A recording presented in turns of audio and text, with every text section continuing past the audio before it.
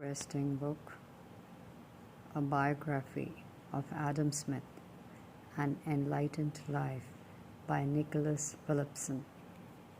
The book offers new insight into his iconic concepts. Adam Smith, he writes, is celebrated all over the world as the author of The Wealth of Nations and the founder of modern economics. A few of his ideas, the invisible hand of the market, and that it is not from the benevolence of the butcher, the brewer, or the baker that we expect our dinner, but from their regard to their own interest, have become iconic. And I read, Smith saw himself primarily as a philosopher rather than an economist, and would never have predicted that the ideas for which he is now best known were his most important. This book shows that the extent to which The Wealth of Nations and Smith's other great work, The Theory of Moral Sentiments, were part of a larger scheme to establish a grand science of man, one of the most ambitious projects of the European Enlightenment, which was to encompass law, history, and aesthetics as well as economics and ethics, and which was only half complete on Smith's death in 1790. Besides the book being such an interesting, easy read, the illustrations that Nicholas Phillipson has put are so interesting, almost 18 pages of that.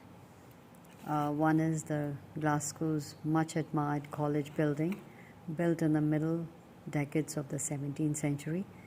Like for example, second is the Balliol College, third the teachers at Glasgow, especially Robert Simpson, professor of mathematics, the leading influence on Smith's thinking about philosophical method.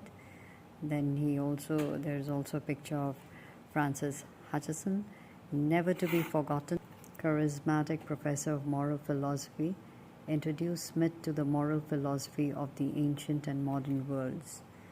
Then also there is David Hume, Smith's closest friend and the most powerful influence on his philosophy.